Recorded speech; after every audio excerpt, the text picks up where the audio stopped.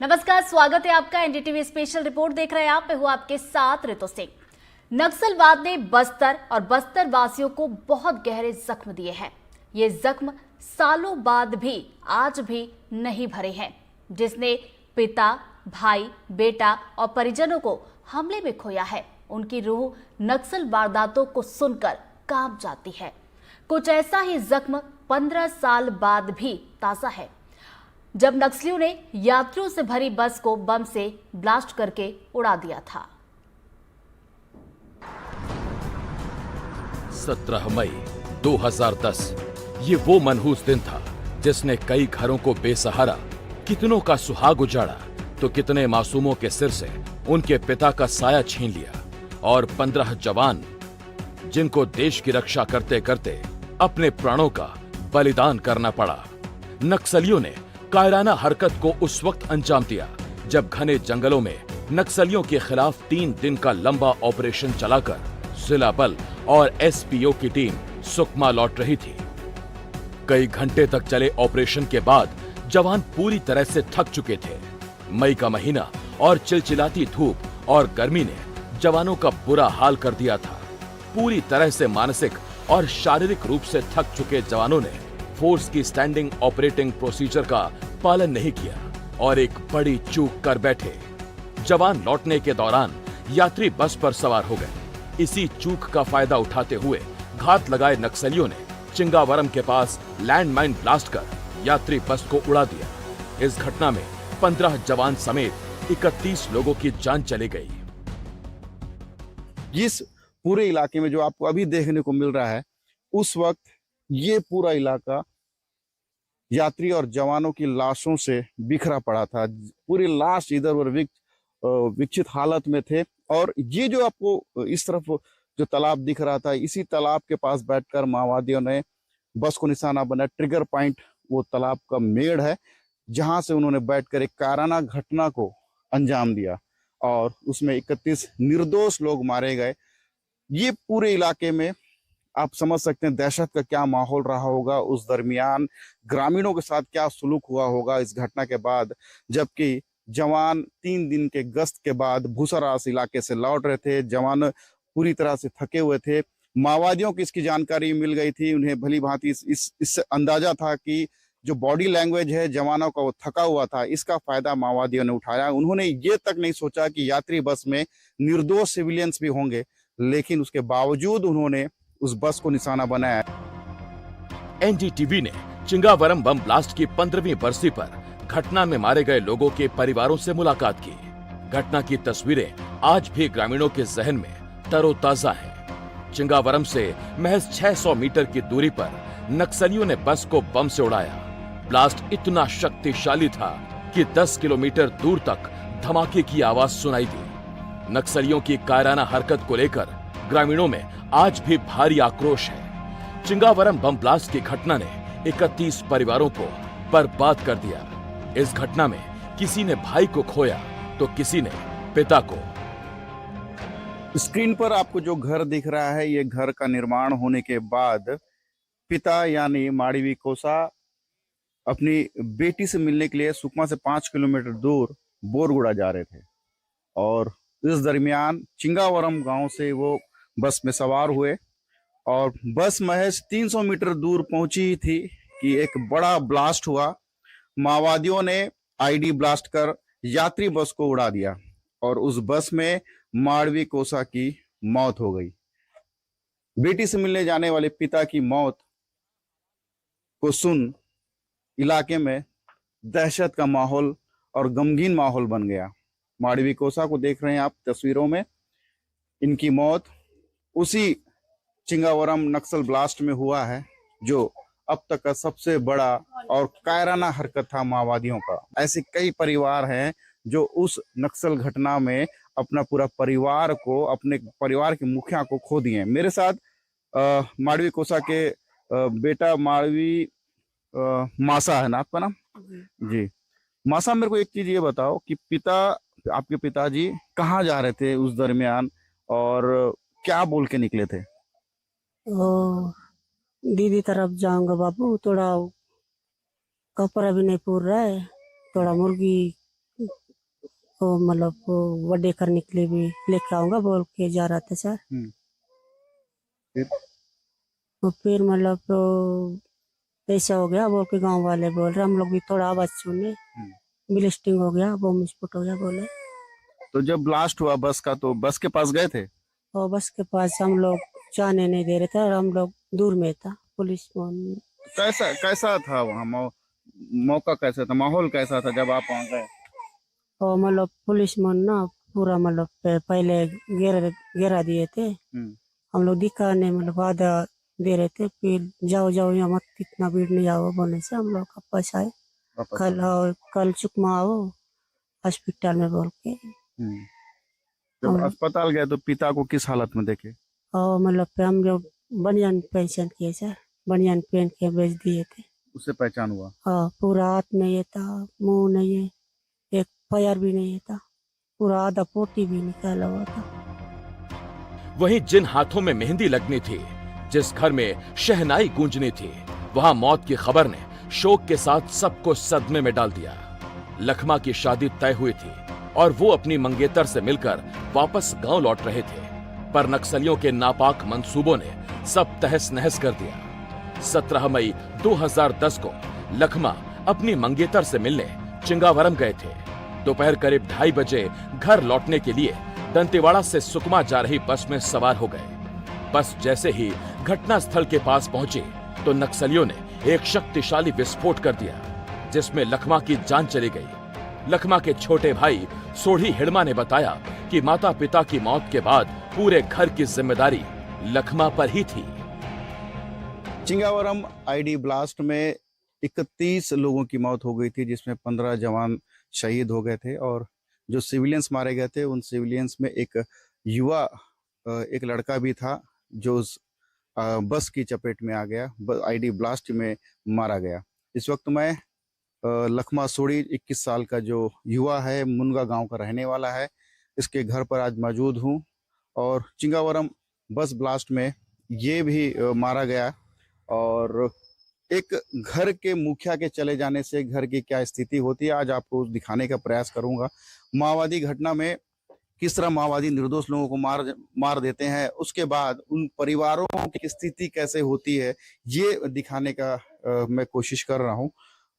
लखमा सोढ़ी का एक घर है, आज भी परिवार के लोग उसकी तस्वीर संजोए हुए हैं। जब भी वो याद आता है उसकी तस्वीर को लेकर ये देखते हैं, उसे याद करते हैं।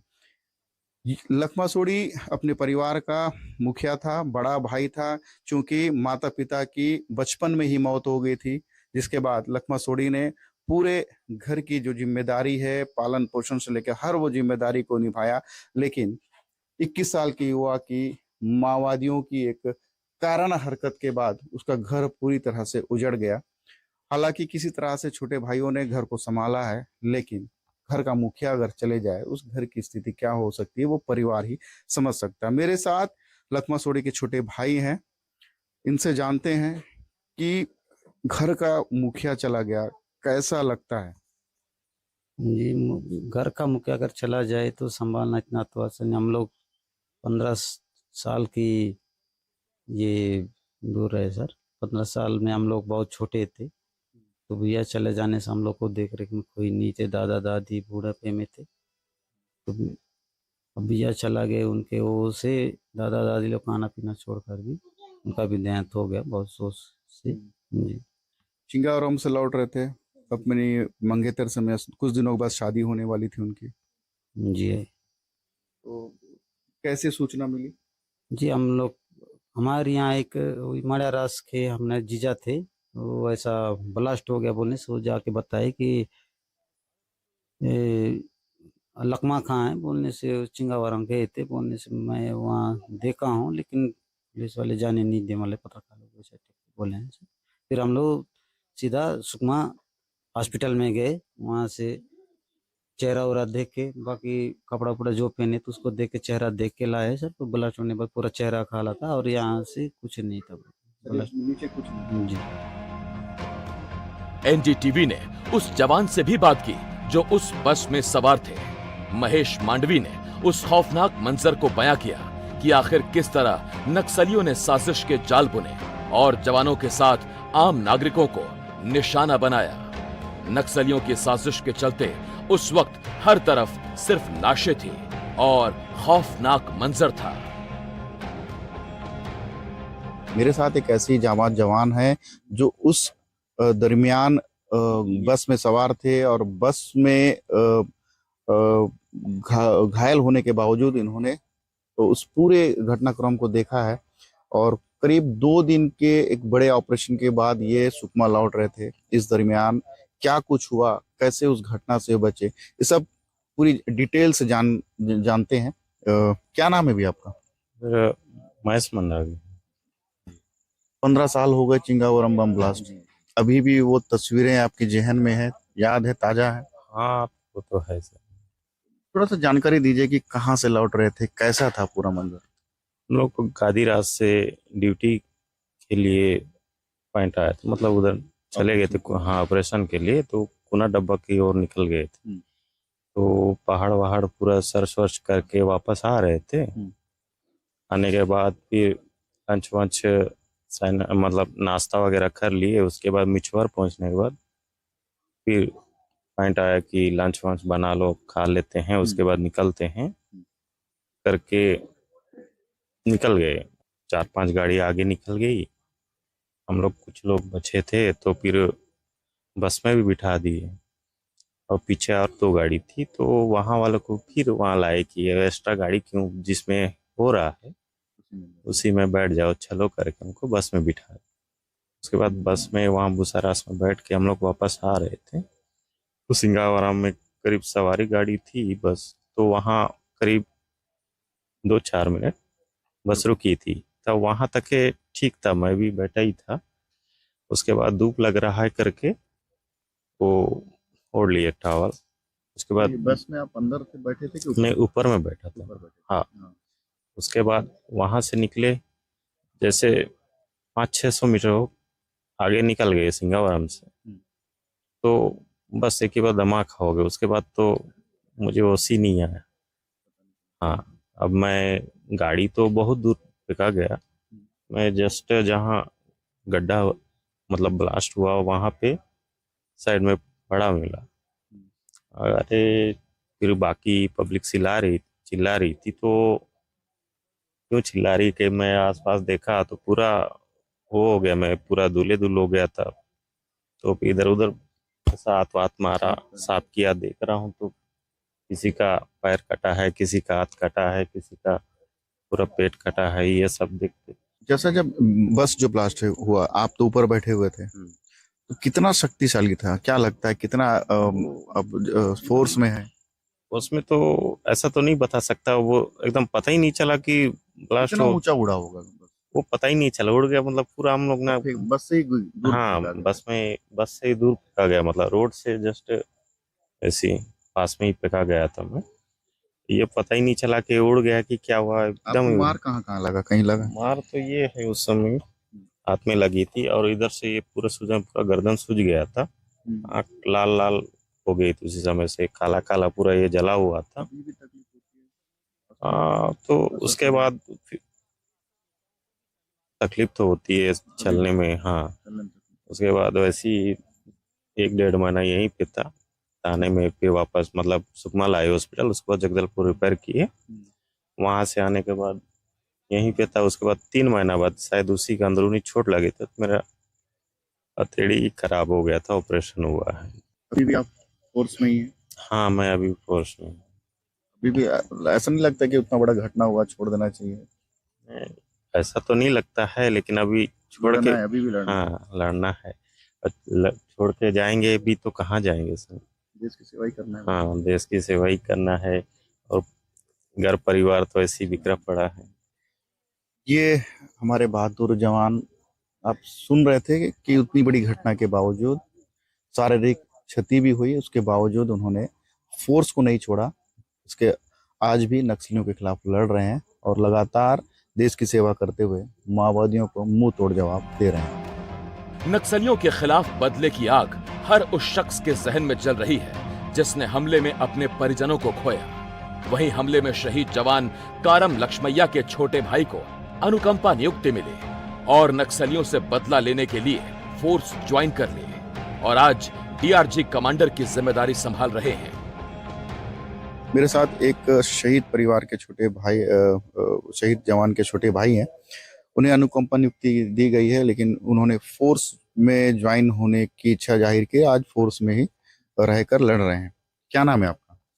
मेरा नाम कारम चंद्रा है जी। मेरे बड़े भाई शहीद श्री कारम लक्ष्मैया, उनके साथ विवाह नहीं हुआ था, तो मैं उसका छोटा भाई हूँ। तो 2010 में जो चिंगावरम बम ब्लास्ट में, आईडी ब्लास्ट में जो मेरे बड़े भाई थे वो शहीद हो गए हैं। जब पता चला कि भाई शहीद हो गए हैं तो क्या स्थिति थी आप जब उनसे मिले तो? जी, उस समय मैं पढ़ाई कर रहा था सर। 2010 में मैं जी पढ़ाई कर रहा था, तो स्कूल में था, तब मोबाइल साधन नहीं था जो नेटवर्क वेटवर्क। भाई से मुलाकात हुई? जी, भाई से 1 महीना पहले मुलाकात हुई थी, जब वो यहीं पे सुकमा कोतवाली थाना में उन लोग, उसका टीम वहाँ पे था, मुद्रा साहब की टीम में वो कार्यरत थे। तो नक्सल गश्त के दौरान ऑपरेशन में गए थे, तो सर्चिंग के दौरान फिर वापसी में, जैसे सुकमा से चिंगावरम बहुत दूर है, तो बस में सवार होकर आ रहे थे, तो नक्सलियों ने आईडी ब्लास्ट कर उन्हें शहीद किया गया है। आपको अनुकंपा नियुक्ति मिली, फिर भी आप फोर्स में आए, आपको डर नहीं लगा कि नक्सलियों के साथ ऐसा हुआ है? नहीं सर, मेरा भाई का बदला लेना है। मैं नक्सलियों को मुंह तोड़ जवाब देना चाहता हूँ। यहाँ से बस्तर से, सुकमा से मैं नक्सलवाद को मिटाना चाहता हूँ। चिंगावरम बम ब्लास्ट की 15वीं बरसी पर शहीदों को याद कर श्रद्धांजलि दी गई और गृह मंत्री ने भी जवानों की शहादत को याद किया। आज ही के दिन में चिंगावरम में यात्रियों के बस को नक्सलियों ने उड़ा दिया और आसपास के गांवों के ग्रामीण, वो 16 ग्रामीण मारे गए थे। 15 तुरंत ही मारे गए, एक ग्रामीण बाद में इलाज के बाद फिर मारा गया। तो नक्सली बस्तर के आदिवासियों को क्यों मारते हैं, प्रश्न ऐसा है। और इसीलिए सारे लोगों के मन में था कि एक बार जाकर के हम उन बलिदानियों को फिर से एक बार याद करें। क्यों मारा गया बस्तर के, चाहे वो एर्राबोर की घटना हो, चाहे वो दरभागुड़ा की घटना हो, चाहे वो चिंगावरम की घटना हो, या वो मणिकुंटा की घटना हो, बस्तर के आदिवासियों को नक्सली क्यों मारते हैं? इसलिए हम लोग आज यहाँ पर आकर के हमने सबको याद किया, उनको पुष्पांजलि दी।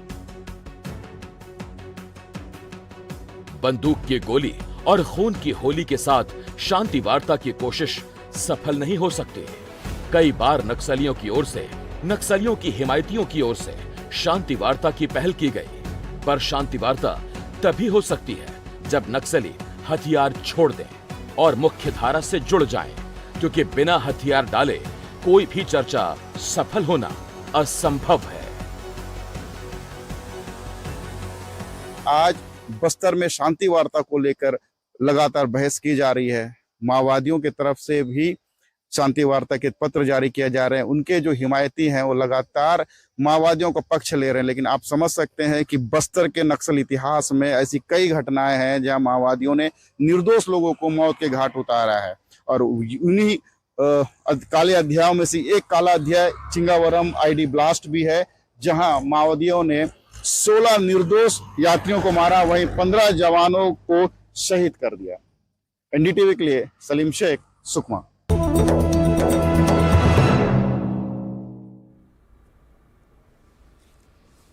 और चलिए